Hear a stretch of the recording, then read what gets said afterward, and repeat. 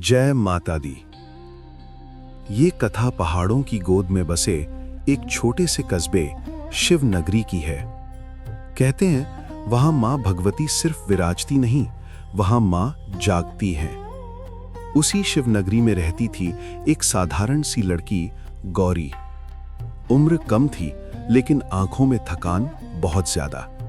पिता गंभीर रूप से बीमार थे, घर में कमाने वाला कोई नहीं था। दिन भर दूसरों के घर काम, रात को पिता की सेवा और फिर मां के मंदिर की सीढ़ियों पर चुपचाप बैठ जाना, यही गौरी की जिंदगी थी।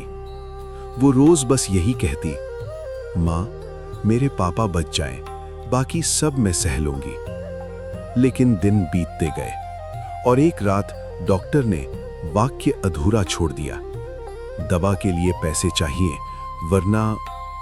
उस रात गौरी पहली बार मां के सामने फूट फूट कर रोई और उसी रात मां ने एक संकेत दिया, लाल चुनरी, वचन। अगली सुबह कस्बे में एक चर्चा फैल गई। मंदिर के पीछे एक पुरानी गुफा है जहां वर्षों से कोई नहीं गया। कुछ बच्चों ने वहां एक फटी हुई लाल चुनरी देखी थी। लोग डर गए। किसी ने कहा वहां मत जाना, लेकिन गौरी के मन में बस वही शब्द गूंज रहे थे, लाल चुनरी, वचन।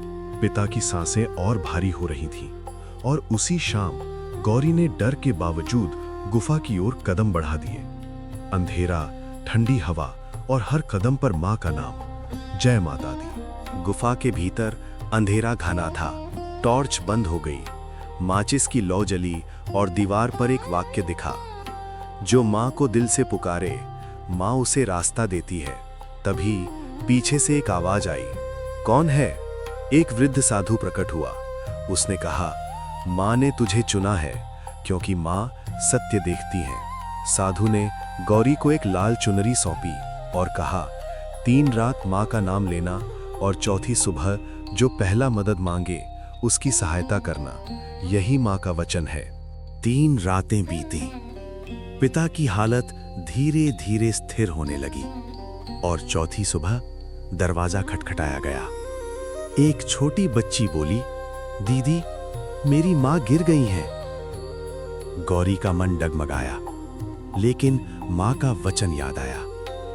उसने मदद की, बिना सोचे, बिना शर्त। जिस स्त्री की मदद हुई वो डॉक्टर की पत्नी थी और वही डॉक्टर गौरी के पिता का इलाज करने आया। उसने कहा, आपने मेरी पत्नी को बचाया, अब आपके पिता मेरी जिम्मेदारी हैं। गौरी रो पड़ी। ये रोना दुख का नहीं, ये रोना मां के स्पर्श का था।